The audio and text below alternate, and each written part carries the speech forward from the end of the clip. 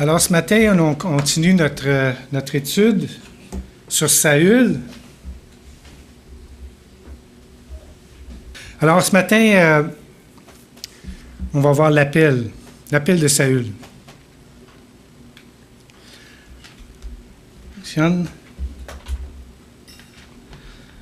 Alors peut-être un petit récapitulatif du message précédent, de ce qu'on a déjà vu. Alors, pourquoi cette série de messages? Parce que moi, je trouvais qu'il y avait une similitude entre le temps des juges et notre temps. Ça dit, en ce temps-là, il n'y avait point de roi en Israël. Chacun faisait ce qui lui semblait bon. Chacun avait sa conception du bien et du mal. On voit ça beaucoup aujourd'hui. Chacun a sa conception du bien et du mal. Puis, Saül va terminer sa royauté dans l'échec. Puis, je pense qu'on a des leçons à retirer de ça pour nous, pour éviter justement de vivre le genre d'échec que Saül a vécu. Donc, tirer des enseignements pour bien terminer sa vie chrétienne. Comme Paul a dit, « J'ai combattu le bon combat, j'ai achevé la course, j'ai gardé la foi. »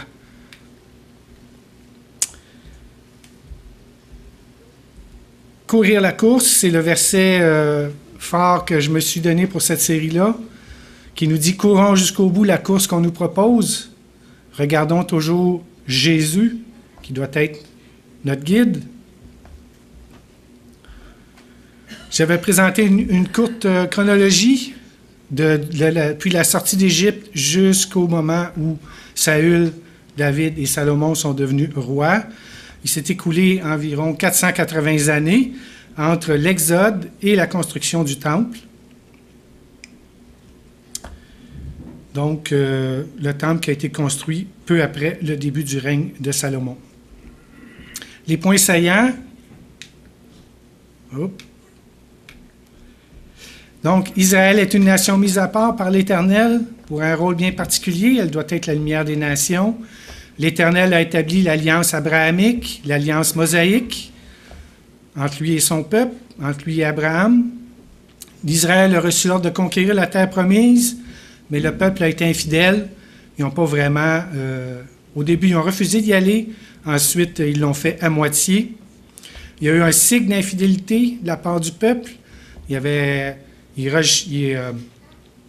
n'écoutait pas Dieu, il y a eu des jugements. L'Éternel envoyait des peuples autour les opprimer. Il y avait un retour à l'Éternel et puis il a recommencé à désobéir et ça faisait un cycle. Pour sortir de là, le peuple demande un roi parce qu'il pense que probablement qu'avec un roi, ça va mieux aller qu'avec des juges. Et ça va être le début de la monarchie. Quelques réponses, on s'était posé des questions. Donc, était-il légitime de demander un roi? Parce qu'on a vu que l'idée du royaume était déjà inscrite dans les livres de Moïse. Mais ici, c'est un rejet de l'Éternel, parce qu'il voulait un roi selon les autres nations. Il ne voulait plus avoir l'Éternel comme guide. Le seul roi qui est acceptable, c'est le roi qui est serviteur de l'Éternel. Des applications pour nos vies, j'avais comparé ça à un marathon. Pour nous, on est dans une course. Le marathon de l'Église. Chaque croyant fait sa course individuelle et puis tous ensemble, on participe au marathon de l'Église. On a encore des interrogations qui ne sont pas répondues. Pourquoi avoir un roi à cette date? Est-ce que ça aurait été possible d'attendre David? Parce qu'on est teinté un peu. On connaît l'histoire de Saül, on connaît l'histoire de David, on sait que David, c'est le roi un homme selon le cœur de l'Éternel. Alors, pourquoi l'Éternel a-t-il choisi Saül? Puis, est-ce que Saül était destiné à mal terminer? Puis, évidemment, encore une fois, quel genre d'application on peut tirer pour nos vies?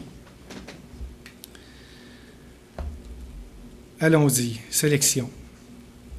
Fait que l'histoire de Saül, c'est une histoire quand même assez longue. Elle s'étale sur plusieurs chapitres.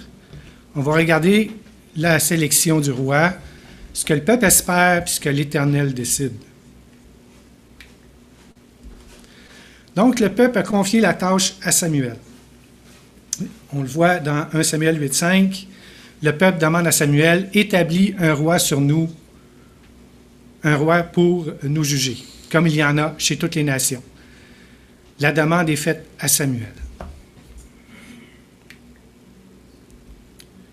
Mais ça, selon moi, c'est mission impossible si ce n'est pas l'Éternel qui fait le choix. Parce que Samuel aurait dû trouver celui qui est acceptable pour le peuple. Le peuple a rejeté l'Éternel, donc il s'attendait à avoir un roi comme les nations.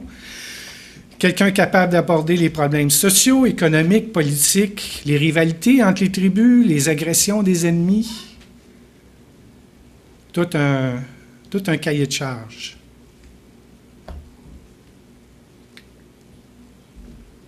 Mais la parole nous indique que le choix appartient à l'Éternel. On voit ça dans Deutéronome 17, versets 14 et 15. « Tu mettras sur toi un roi que choisira l'Éternel, ton Dieu. » Le choix appartient à Dieu et non pas aux hommes.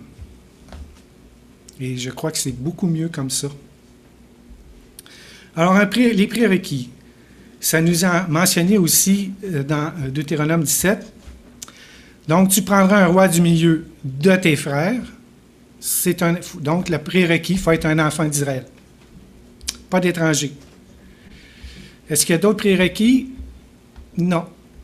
En tout cas, la parole ne nous en donne pas d'autres. Enfant d'Israël, c'est suffisant. C'est la base. Cependant, il va avoir des obligations. Une fois sur le trône, on voit ça encore toujours dans Deutéronome 17, le roi ne devra pas avoir un grand nombre de chevaux. Il ne devra pas avoir un grand nombre de femmes. Il ne devra pas se faire un grand amas d'argent et d'or. Il écrira dans un livre une copie de la loi. Il gardera le livre avec lui pour y lire tous les jours de sa vie. J'ai regardé un peu qu'est-ce que les commentateurs disaient là-dessus.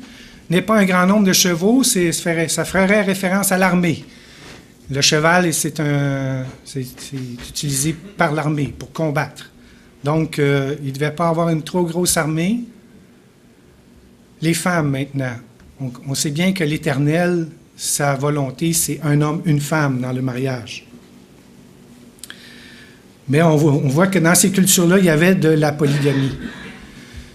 Ici, ça ferait référence au fait que souvent, quand on voulait sceller une alliance,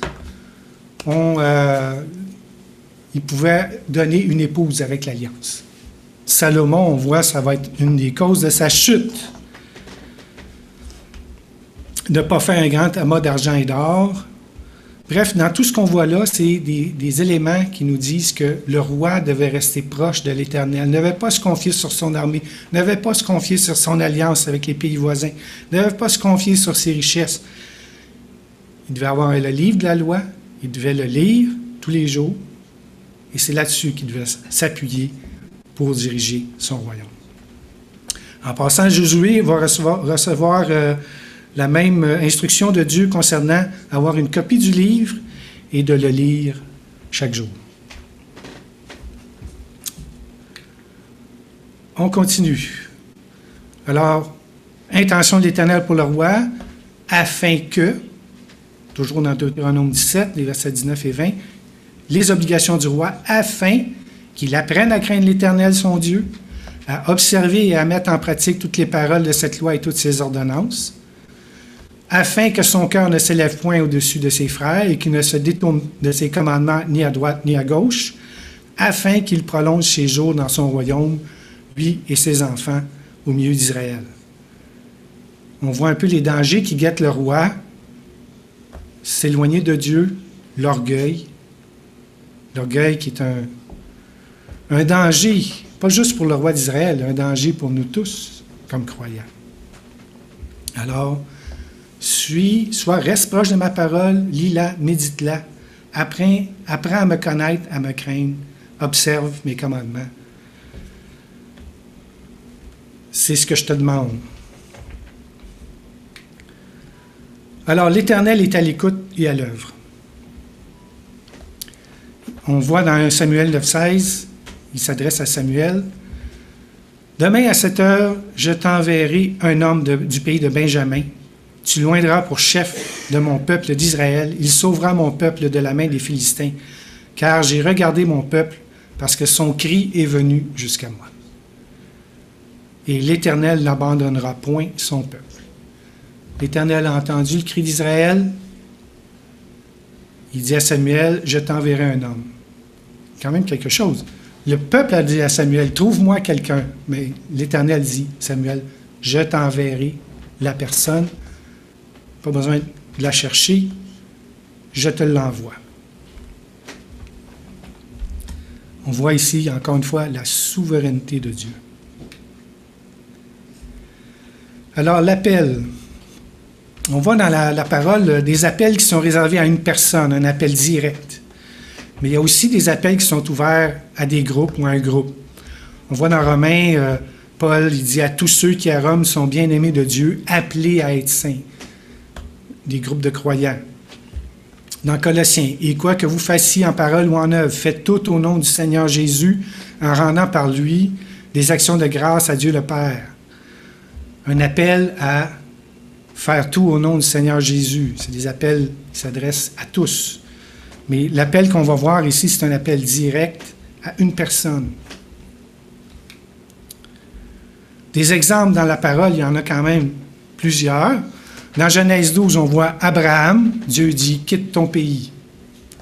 Exode 3, Moïse, « Je t'envoie vers Pharaon pour que tu fasses sortir d'Égypte les Israélites, mon peuple. » Josué 1, Josué, « Entre dans le pays que je donne aux Israélites. » Jonas, « Va à Ninive et proclame des menaces contre ses habitants. » Ésaïe, « Va et dis à ce peuple. » Jérémie, « Sache que je te confie aujourd'hui une mission envers les peuples et les royaumes. » Un autre que j'aime beaucoup, dans Luc, le Seigneur Jésus qui dit à Lévi, « Suis-moi. » Appel direct.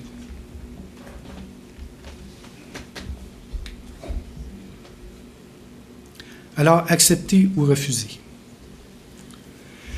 Premièrement, le type d'appel direct qu'on a vu, c'est pas courant. C'est pas tout le monde qui va recevoir un appel direct dans sa vie. C'est pas tous les croyants ou tous les hommes de Dieu. Encore une fois, c'est une expression de la souveraineté de l'Éternel. On sait qu'on a quand même un certain libre arbitre dans notre vie. Il y a des décisions qu'on peut prendre. On peut choisir notre carrière, on choisit où on va en vacances, on va choisir des choses. Mais il y a quand même une limite à ce libre arbitre-là. Et Dieu peut nous demander de faire des choses. On le voit. Même récemment, on a entendu le témoignage de Jackie Hainaut qui nous a rappelé qu'elle avait reçu l'appel de Dieu pour aller en mission. Même chose pour Julie Paquet. Elle a reçu l'appel, la conviction qu'elle devait aller au Japon, en mission. Alors, qu'est-ce qui arrive quand on refuse l'appel de Dieu? Moïse, il a eu il a comme argumenté 5 fois. À la fin, je pense qu'il a compris qu'il était mieux de se taire. Jonas, lui, il s'est poussé. Je m'enfuis. Dieu a été le chercher pareil. Il l'a ramené. Puis, lui il a fini par faire ce que l'Éternel lui demandait. Mais je pense qu'il faut comprendre que quand Dieu nous appelle à quelque chose, Dieu connaît très bien nos forces et nos faiblesses. Il nous connaît mieux que nous-mêmes. Il nous a donné des dons, il nous a donné des forces pour qu'on les emploie pour sa gloire. Il veut qu'on mette ça à son service. Il connaît aussi nos faiblesses. Puis nos faiblesses, des fois, il ne faut pas avoir une mentalité de super-héros. Là. On a des faiblesses. Puis je me dis, des fois, des faiblesses, ça peut aider à nous rester, pour nous garder proches de Dieu. On sait que sans Dieu, on ne pourra pas. Fait que nos faiblesses ne sont pas nécessairement des mauvaises choses dans ce contexte-là. Alors, pour nous, comme croyants, on ne peut pas exclure qu'un appel direct est possible, puis l'âge ne compte pas. Moïse avait 80 ans quand il a reçu son appel. Jérémie était un adolescent. Puis David va être un roi, c'est un enfant. Mais Dieu, lui, encore une fois, il voit nos forces, nos faiblesses. C'est lui qui nous a fait, c'est lui qui nous a créés. Alors, si jamais un jour l'appel de Dieu vient sur vous, moi, je vous encourage fortement à l'accepter. Alors, on va maintenant passer après ce préambule-là sur l'appel, on va voir la rencontre de Saül et de Samuel. J'ai hésité sur la façon de présenter ça parce que c'est quand même long le texte. Là, on va voir de 1 Samuel 9 jusqu'à 1 Samuel 10, une histoire qui est quand même assez longue. Puis finalement, j'ai décidé d'y aller verset par verset. Je vous explique pourquoi. C'est un peu comme une symphonie, cette histoire-là. Ça commence doucement. On voit Dieu qui agit doucement, puis ça va aller en crescendo. Alors, c'est bon quand on écoute une symphonie de partir du début et d'y aller tranquillement, d'écouter les premières notes, et puis après ça, on verra plus tard de la musique plus intense, comme on dit. Alors, 1 Samuel 9, 1. Il y avait un homme de Benjamin nommé Kish, fils d'Abdiel, fils de Tsérar, fils de Bécorat, fils d'Aphiat, fils d'un Benjamite. C'était un homme fort et vaillant. Il avait un fils du nom de Saül, jeune et beau, plus beau qu'aucun des enfants d'Israël, et les dépassant tous de la tête. Alors Saül, qui veut dire désirer, demander à Dieu. Il est jeune, il est beau, il est grand. On voit un peu plus loin que c'est un agriculteur, comme la majorité de la population. Aujourd'hui, les agriculteurs, c'est quelques pourcents. Mais dans les temps anciens, les agriculteurs, c'était plus de 90% de la population. Les autres, c'était quelques pourcents. Et on voit que Kish est fort et vaillant. Puis aussi, d'autres traductions vont dire riche et puissant. Saül habiterait chez Kish, ce qui serait une pratique courante de l'époque. C'était courant d'avoir 3 générations dans une même maison. On voit sa généalogie. Donc, sa femme, c'est Akinoam. Kish est son père. Il y a un oncle qui s'appelle Ner. Donc, un cousin qui s'appelle Abner, qui va devenir son général. On voit ses enfants. Alors, Mérab, sa fille la plus âgée. Jonathan, Gisvi, Malkishua, Mial, sa deuxième fille, et Aminamab et Ishboshet. Vous allez voir des généalogies là, dans la chronique qui mentionnent 4 enfants, 4 garçons, c'est-à-dire. Certains commentateurs pensent que Gisvi et Ishboshet, c'est la même personne. C'est juste qu'ils ont donné un autre nom plus tard dans sa vie. C'est aussi possible que Gisvi soit mort en bas âge, puis qu'il y a eu 5 garçons, mais qu'on en nomme juste 4, parce que... Mais moi, je suis plutôt dans l'avis que Gisvi et Ishboshet, c'est la même personne. Donc, Saül a eu 4 garçons de son épouse. Il y aura d'autres enfants d'une concubine. On le verra plus tard. Les dates, maintenant. Fait que dans 1 Samuel, on n'a pas beaucoup d'informations pour se faire une idée complète de la chronologie là, de la vie de Saül. Il y a d'autres indices dans les Écritures. On va les regarder. Donc, on voit 1 Samuel 9.2, ça nous dit que c'est un homme jeune. C'est le terme, là, je m'excuse, hébreu, s'il y en a qui... Bahur, je ne sais pas si je le prononce comme il faut. Ça signifie un jeune homme apte au combat en âge de se marier, dans la force de l'âge. Nombre 14.29, ça nous dit, on dérive de ça, qu'on peut devenir soldat à partir de 20 ans. Ceux qui n'entreront pas en terre promise pourront refuser de combattre pour y entrer. Donc, ceux de 20 ans et plus. Tout le monde est d'accord pour dire qu'il fallait avoir 20 ans pour être combattant, être dans l'armée. Acte 13, 21 nous dit que son règne va durer 40 ans. 2 Samuel 2.9 nous dit que son fils, Ishboshet, devient roi à 40 ans. 2 Samuel 5.4, David devient roi à 30 ans. 1 Samuel 20.30, Jonathan est l'héritier de Saül, c'est lui le premier-né des garçons. 1 Samuel 16.11, lors de son onction par Samuel, David est petit, insignifiant. Le terme est caton, enfant. C'est pas un bahut quand David va être nommé, va être oint, c'est-à-dire. Maintenant, la problématique de 1 Samuel 13.11, vous allez me dire, ah oui, mais c'est écrit dans 1 Samuel 13.11 que Saül était âgé de 30 ans à son avènement. bon, on le prend avec un grain de sel parce que si on regarde les différentes traductions, on voit souvent que 30 est en crochet. Puis c'est un verset là, qui semble avoir été endommagé. On n'aurait pas la version exacte. Ce qui se rapproche le plus proche des termes qui auraient été utilisés, là, de ce qu'on lit le verset, c'est la version King James. Si je traduis librement, là, Saül a régné 1 an, et quand il avait régné 2 ans sur Israël, virgule, qu'on ne comprend pas vraiment qu'est-ce que ça veut dire. Alors, puis ça rentre un peu en contradiction avec ce qu'on a vu. Donc, on voit que PDV, là, c'est paroles de vie. Eux, ils n'ont même pas essayé de traduire le verset, ils mettent des crochets carrément dans leur version. Parce que c'est un verset, on ne le sait pas. Donc, une petite chronologie partielle, une tentative. Saul devient roi vers 1050, ça, on sait ça. Il règne 40 ans, il va mourir vers 1010, David va devenir roi. Si Saül est un bahur, donc on va dire entre 20 et 30 ans. Donc, il a l'âge d'être soldat, 30 ans, c'est peut-être la limite supérieure. Il serait né vers 1080 et 1070 avant Jésus-Christ. Le fait que Ishbosheth devienne roi à 40 ans, puis c'est pas son premier-né, on peut comprendre que Saül était déjà marié quand il est devenu roi. Il y avait déjà sa femme, puis il y avait déjà des enfants.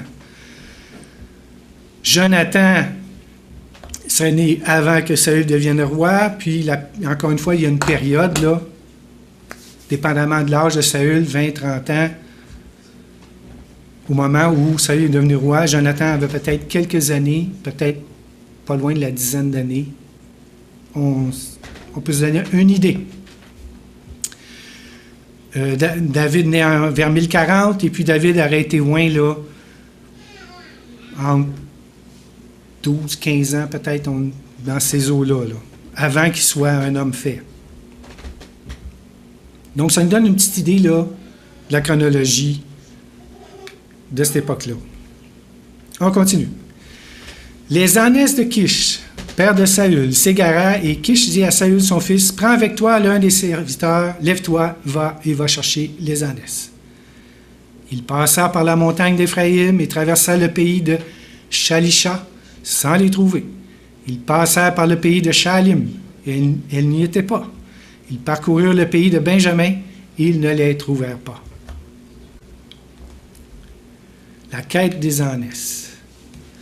Alors, notre longue histoire commence jusqu'au sacre de Saül. Kish a confié la mission à Saül, il ne doit pas le faire seul, prends un serviteur avec toi. Là, on aurait pu se demander, pourquoi ne pas avoir envoyé Samuel directement? L'Éternel aurait pu dire à Samuel, « Samuel, descends dans la maison de Kish, puis va joindre Saül. » Mais non. Achija et Jéroboam, dans un roi 11, c'est un peu ça qui arrive, là. Achija, il arrive avec un manteau neuf, il le coupe en morceaux, il en donne 10 morceaux à Jéroboam, puis il dit, « Voilà ce que l'Éternel te donne. » C'est comme court, là, c'est quelques versets. Là, on va avoir presque 2 chapitres complets. Mais c'est l'occasion pour nous de découvrir que l'Éternel est en contrôle et qu'il faut s'appuyer sur lui.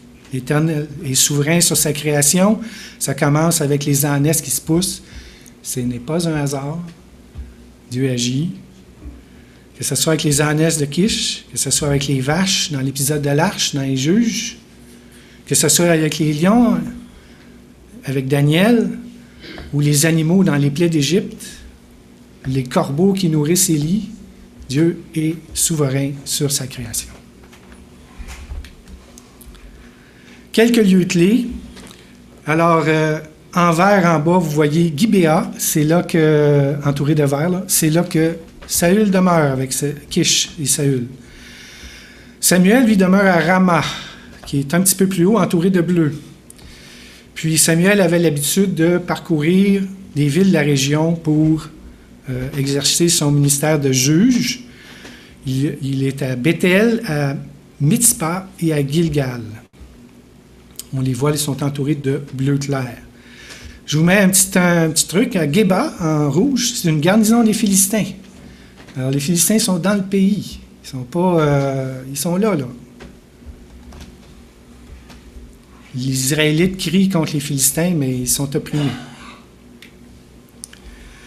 Alors, la recherche des ânesses, qu'est-ce que ça donne? Ça, c'est une carte que j'ai trouvée qui nous montre un peu le parcours que, évidemment, on n'a pas le parcours exact, là, mais c'est une idée du parcours que Saül aurait pu prendre pour rechercher les ânesses. Alors, il part vers le nord, il fait une grande boucle dans les montagnes, et puis il va revenir vers le sud, vers sa maison. Alors, c'est plusieurs kilomètres de marche. Vous voyez en bas, là, il y a une petite bande, là, ça représente 5 kilomètres. Donc, ils étaient arrivés dans le pays de Tchuf, lorsque Saül dit à son serviteur qui l'accompagnait, « Viens, retournons de peur que mon père, oubliant les ânesses, ne soit en peine de nous. » Saül, il y en a un peu assez. Alors, abandonner. Ça, c'est la première parole qui nous est rapportée dans la Bible de Saül. « Viens, retournons de peur que mon père, oubliant les ânesses, ne soit en peine de nous. » C'était quand même plusieurs ânesses. C'est des animaux indispensables. C'est une perte financière importante s'ils ne les retrouvent pas. On apprend que les archéologues nous disent que les moins fortunés possédaient seulement un âne. Mais on voit un peu ici la sensibilité de Saül. Il ne veut pas que son père s'inquiète. Il y a quand même, on voit qu'il y a envers son père là, un respect.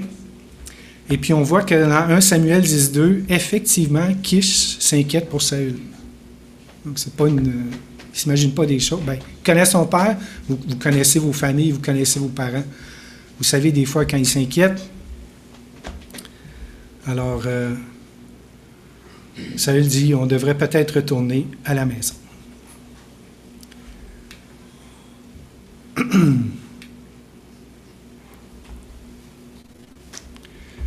Le serviteur lui dit, « Voici, il y a dans cette ville un homme de Dieu, et c'est un homme considéré. Tout ce qu'il dit ne manque pas d'arriver. Allons-y donc.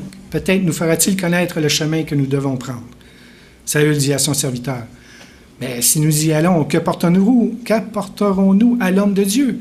Car il n'y a plus de provisions dans nos sacs, et nous n'avons aucun présent à offrir de l'homme de Dieu. Qu'est-ce que nous avons? » Le serviteur reprit la parole et dit à Saül, « Voici, j'ai sur moi le quart d'un cycle d'argent.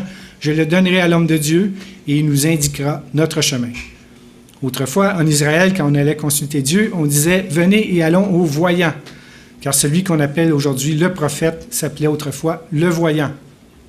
Saül dit à son serviteur, « Tu as raison, viens, allons. » Et ils se rendirent à la ville où était l'homme de Dieu. Rencontrer le voyant. Alors le serviteur, on voit encore, hein? Cette fois-ci, c'est le serviteur qui va amener tranquillement Saül vers la rencontre avec Samuel. Le serviteur propose un plan B. Là, on apprend une autre chose aussi. C'est Saül, il ne semble pas connaître Samuel. Ils habitent à 5 km un de l'autre. On sait que Samuel était connu des anciens du peuple. On voit aussi que l'Éternel ne faisait pas partie de son plan A. On ne l'a pas vu... en tout cas, ça ne nous est pas rapporté qu'il a prié ou qu'il s'est tourné vers l'Éternel ou quoi que ce soit. Mais, bon, Saül finit par se laisser convaincre. On va aller voir le voyant. Le terme voyant ici, là, c'est équivalent au terme prophète. Dans les Écritures, il va être utilisé un peu là, une fois l'autre. Il y a la notion d'un voyant de révélation par des visions. Et aussi le terme prophète de porte-parole de l'Éternel. Donc, c'est pas là, comme il arrivera plus tard à la fin de la vie de Saül, où il va aller consulter une sorcière, là, une personne qui... c'est pas du tout ça ici, là, c'est vraiment la notion, quelqu'un qui porte-parole de l'Éternel. Le cadeau, c'est une pratique courante, comme c'est mentionné. Un quart de cycle d'argent, un réba. D'après ce que j'ai trouvé, ça vaudrait une journée de salaire. Grosso modo, 3 à 4 grammes d'argent.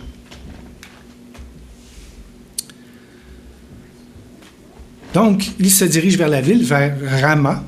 Comme ils montaient à la ville, ils rencontrèrent des jeunes filles sorties pour puiser de l'eau et ils leur dirent, « Le voyant est-il ici? » Elles leur répondirent en disant, « Oui, il est devant toi, mais va promptement, car aujourd'hui il est venu à la ville, parce qu'il y a un sacrifice pour le peuple sur le haut lieu. Quand vous serez entrés dans la ville, vous le trouverez avant qu'il monte au haut lieu pour manger, car le peuple ne mangera point qu'il ne soit arrivé, parce qu'il doit bénir le sacrifice, après quoi les conviés mangeront.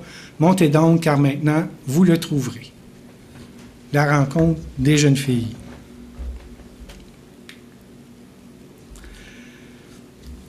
Encore une fois, on voit que, au fur et à mesure qu'ils avancent, il y a toujours un élément qui vient les guider un petit peu plus loin. Donc, le puits, les jeunes filles vont au puits, c'est la source d'eau centrale du village. Les jeunes femmes y vont le soir, en groupe. L'occasion pour elles de sortir de la maison. C'est un lieu de rencontre. Les voyageurs, c'est là aussi qu'ils vont être. Il y a beaucoup de rencontres, quelques rencontres importantes qui nous sont mentionnées près des puits. Jésus et la Samaritaine est un exemple. Rebecca et serviteur d'Abraham est un autre exemple. Donc, c'est un lieu, on peut s'attendre à y trouver des gens. Est-ce que Saül s'est dirigé vers le puits parce qu'il voyait qu'il y avait des personnes là pour les interroger? C'est possible. Le haut lieu maintenant, parce que les jeunes filles lui apprennent que Samuel, le voyant, va aller vers le haut lieu. Donc, c'était la crête. C'est une crête, c'est comme le nom dit. C'est un sommet. C'est une crête, d'une colline ou d'une montagne. Et là, il y aura un autel et il y aura aussi une tente et une pièce pour manger le sacrifice. C'est un endroit de culte. Et à cet endroit-là, Samuel rend un culte à l'Éternel. Après qu'il y a eu le temple, il n'y aura plus de ce genre de haut lieu-là. Le temple va être l'endroit où rendre un culte à l'Éternel. Les hauts lieux qui vont rester, c'est probablement des hauts lieux païens où il y aura de l'idolâtrie. Mais ce n'est pas le cas ici. Donc, dépêchez-vous. L'agenda du voyant, on dirait que les jeunes filles ont quasiment l'agenda de Saül dans leur poche. Il va y avoir le sacrifice pour le peuple, les invités, le repas. Il doit bénir le repas avec les invités membres. Dépêchez-vous, dépêchez-vous. Allez, si vous voulez l'attraper. Et on voit ce qui se passe ensuite. Et ils montèrent à la ville. Ils étaient arrivés au milieu de la ville quand ils furent rencontrés par Samuel qui sortait pour monter au haut lieu. Or, un jour, avant l'arrivée de Saül, l'Éternel avait averti Samuel en disant, « Demain, à cette heure, je t'enverrai un homme du pays de Benjamin. » On l'a déjà lu, ce verset-là. « Et tu loindras pour chef de mon peuple d'Israël. Il sauvera mon peuple de la main des Philistins, car j'ai regardé mon peuple parce que son cri est venu jusqu'à moi. » Lorsque Samuel eut aperçu Saül, l'Éternel lui dit, « Voici l'homme dont je t'ai parlé, c'est lui qui régnera sur mon peuple. »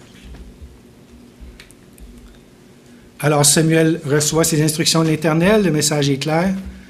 Saül est le futur roi, je te l'envoie, on le voit, il arrive. Il aura comme mission de sauver le peuple des Philistins, de ses ennemis. Le verbe qui est utilisé, c'est yaza, qui veut dire sauver, délivrer, préserver, donner victoire, associé au concept d'agent de l'Éternel, donc sous l'Éternel. Et l'Éternel est toujours celui qui délivre, c'est toujours lui qui fait le travail. Le roi, c'est son agent. Il se rencontre à la porte de la ville. Dans Louis II, ça dit au milieu de la ville, mais en réalité, c'est au milieu de la porte. Donc, il se rencontre à la porte de la ville. Saül s'approcha de Samuel au milieu de la porte et dit, « Indique-moi, je te prie, où est la maison du voyant? » Samuel répondit à Saül, « C'est moi qui suis le voyant.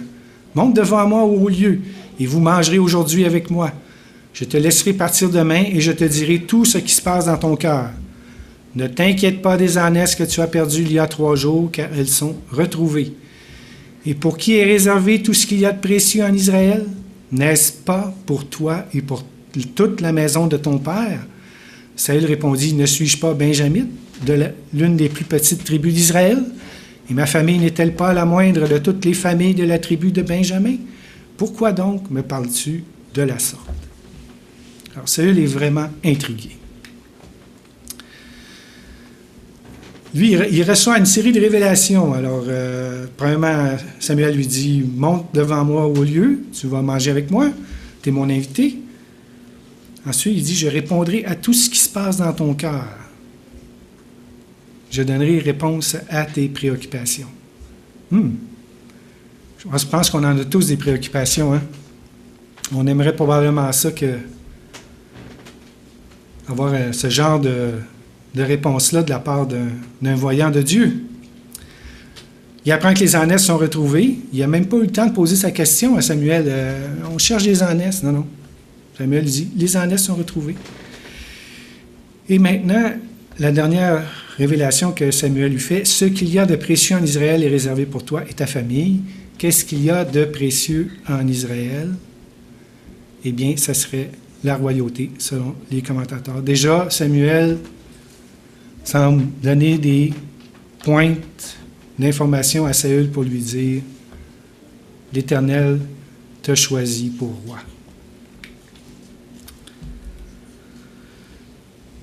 Bon, suite à ça, Saül fait une affirmation. « Ne suis-je pas benjaminite de l'une des plus petites tribus d'Israël? Ma famille n'est-elle pas la moindre de toutes les familles de la tribu de Benjamin? » On voit là comme une certaine réticence. S'il a compris ce que Samuel voulait lui dire au niveau de la royauté, là, il ne semble pas prêt à accepter ça. Sa première information, pardon, Benjamin est l'une des plus petites tribus. Oui, la tribu de Benjamin a été décimée, on le voit dans Juges chapitre 19 à 21. Il y a eu de l'immoralité, elle a été coupable, certains de ses membres ont été coupables d'immoralité. Il y a eu une guerre civile à 11 tribus contre 1. Ces villes ont été détruites, ses habitants et le bétail ont été frappés par l'épée. Il y a 600 combattants qui ont survécu, pas de femmes, pas d'enfants. Il a fallu qu'ils leur trouvent des... Ils ont eu peur que Benjamin disparaisse complètement, les Israélites. Ils leur ont trouvé des épouses à ces combattants-là pour que la tribu puisse survivre. Mais certainement, oui, Benjamin, en nombre, devait être l'une des plus petites tribus. Et son statut devait être diminué aussi. Sa seconde affirmation, sa famille est la moindre de sa tribu. C'est peu probable. On sait que Kish avait des possessions. La parole nous dit qu'il est riche et puissant. Donc, une distorsion dans la perception de Saül. Est-ce que c'est le signe d'une faiblesse de caractère? Mais moi, je vous dirais, comment qu'on peut se connaître vraiment nous-mêmes? La seule façon de le faire, c'est au travers de la parole de Dieu. C'est la parole de Dieu qui peut nous montrer vraiment qui on est. Alors, si on ne connaît pas la parole de Dieu, c'est difficile de s'évaluer. Ceux qui ne connaissent pas Dieu, on voit déjà leur conception du bien et du mal est pas très bonne.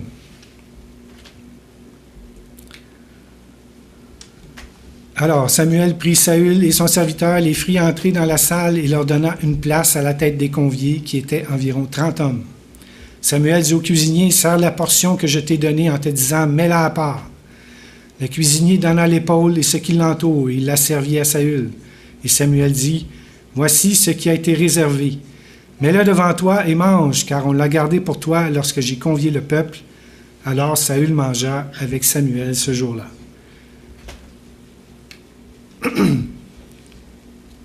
Saül et son serviteur sont à la place d'honneur. Un autre signe que Samuel donne à Saül qu'il va être à la tête du peuple. On lui donne l'épaule. Alors, selon la traduction, là, ce que j'ai vu, le mot qu'on lui donne, c'est une partie réservée aux prêtres, normalement. Elle a été gardée spécialement pour lui. On peut y voir là un autre symbole que Saül sera au service de l'Éternel. Il a reçu une partie qui était réservée aux serviteurs de l'Éternel. Ça devait être mangé dans un lieu pur, ce qui est le cas ici. Certainement, Saül est étonné ou perplexe. Alors, le repas est terminé. Ils descendirent du haut lieu à la ville et Samuel s'entretint avec Saül sur le toit de sa maison, la maison de Samuel. Ils se levèrent de bon matin, et dès l'aurore, Samuel appela Saül sur le toit et dit, « Viens, je te laisserai, et je te laisserai partir. » Saül se leva, et ils sortirent tous deux, lui et Samuel. Quand ils furent descendus à l'extrémité de la ville, Samuel dit à Saül, « Dis à ton serviteur de passer devant nous. » Et le serviteur passa devant. « Arrête-toi maintenant, reprit Samuel, et je te ferai entendre la parole de Dieu. »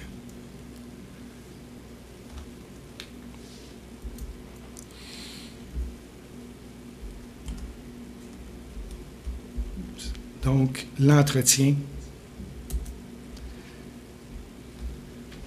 Samuel va avoir un entretien privé avec Saül. Il lui avait dit auparavant qu'il allait répondre à ses préoccupations. Probablement qu'à ce moment-là, c'est là qu'il va le faire. On ne connaît pas ce qui a été dit entre eux deux. Certaines choses n'ont pas été révélées. Mais au matin, il va avoir un second entretien privé où il va lui révéler ce que Dieu, une bonne révélation, là, on va le voir. Samuel prit une fiole d'huile qu'il répandit sur la tête de Saül, il le baisa et dit, « L'Éternel ne t'a-t-il pas oint pour que tu sois le chef de son héritage? » Il reçoit l'onction. À partir de ce moment-là, la vie de Saül change. Saül devient loin de l'Éternel. Il est le chef du peuple. Le mot ici, c'est utilisé, c'est Nagid. Il n'est pas encore roi, mais il est chef. Il est loin. C'est un honneur, pas une punition. Il y en a qui voient des fois que Dieu les appelle à quelque chose, ils voient ça comme une punition. Il ne faut pas le voir comme ça. C'est vraiment un honneur qui lui est fait d'être nommé chef. Puis il y a le support de l'Éternel et de Samuel, son prophète. Le changement de statut pour lui est immédiat. C'est comme je pourrais vous donner comme exemple, lorsqu'on se marie, le matin, on est célibataire. La cérémonie du mariage, le célébrant va dire, vous êtes maintenant mari et femme. Et puis à partir de ce moment-là, vous êtes mariés, vous n'êtes plus célibataire, vous avez changé de statut. Ça ne veut pas dire pour autant qu'il n'y a pas une transition. Là, vous allez devoir apprendre à vivre en couple. Alors, c'est la même chose. Il a changé de statut, il est maintenant loin de l'Éternel. Il va maintenant devoir apprendre à devenir chef. Un chef selon ce que l'Éternel veut pour lui. Apprendre, afin qu'il apprenne à craindre l'Éternel, son Dieu, à observer, à mettre en pratique ses paroles, etc. Il va devoir apprendre, suivre la parole, lire la parole, suivre la parole. Donc, parce que, évidemment, l'alliance mosaïque est toujours là. Donc, si vous écoutez ma voix et si vous gardez mon alliance, il va être béni. S'il désobéit, il y aura des conséquences. Et cette alliance-là reste en vigueur pendant la monarchie. Saül va rester quand même assujetti à l'alliance mosaïque. Alors, pour aujourd'hui, je pense que c'est quand même beaucoup. On va arrêter ici. Un petit résumé. Alors, certains choix appartiennent à l'Éternel. Ça ne nous appartient pas. Le choix du roi, ça appartenait à l'Éternel. Dieu peut avoir un plan particulier pour nous. On peut être appelé. L'Éternel est souverain en toutes choses, souverain sur la création. Et on est encouragé à le laisser être souverain sur nos vies. On le voit ici, là. L'Éternel a agi dans la vie de Saül, que ce soit au travers des animaux, au travers les rencontres, au travers ses recherches. L'Éternel a agi, l'a amené à Samuel. Apprendre en se fondant sur la parole de Dieu est celle qui nous permet de bien nous connaître, de bien nous évaluer, celle qui va nous aider à rester près de Dieu, et que la providence de Dieu est suffisante en elle-même. Je veux dire, on le voit ici que Saül a bénéficié de la providence de Dieu pour l'amener vers la royauté. Et il a reçu tout ce qui était nécessaire. On va le voir plus tard. Il va recevoir tout ce qui est nécessaire pour accomplir sa tâche.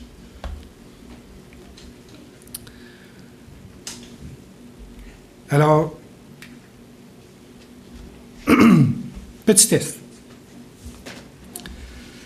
Puis ces questions-là s'adressent à tous. Avez-vous peur de recevoir un appel de Dieu?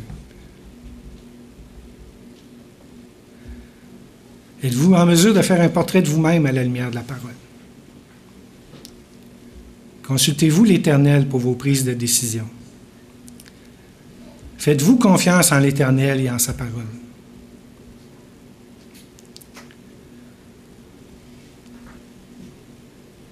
Moi, je n'irai pas ici devant vous dire que oui, tout ça, pas de problème. C'est pas vrai.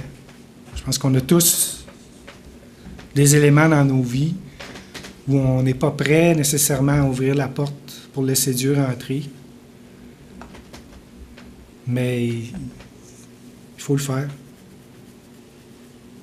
Puis on le voit que quand on le fait, on est béni. La parole nous montre que quand on le fait, on est béni. Et ça, c'est dans notre relation personnelle avec notre Sauveur. Conclusion pour aujourd'hui, l'Éternel guide le choix de Saül comme roi d'Israël. Il connaît ses forces et ses faiblesses. Saül, ce n'est pas un super-héros. Il le prépare pour la suite. Psaume 46:11 nous dit « Arrêtez et sachez que je suis Dieu. Je domine sur les nations, je domine sur la terre. » Alors, je vous laisse avec ce verset-là pour cette partie-là aujourd'hui. On va continuer plus tard. Là, on va voir le couronnement de Saül. On va voir ses premiers combats, ses premières victoires. Il va quand même avoir une période où il va être, on va dire, il va être un bon roi. Après ça, ça va se gâter. On va étudier pourquoi dans les prochains messages. Alors, c'est tout pour ce matin. Je remercie tous ceux qui ont prié pour moi, tous ceux qui... c'est vraiment une bénédiction parce que j'ai pas l'impression que on maîtrise l'art de donner des prédications. Oui, on a peut-être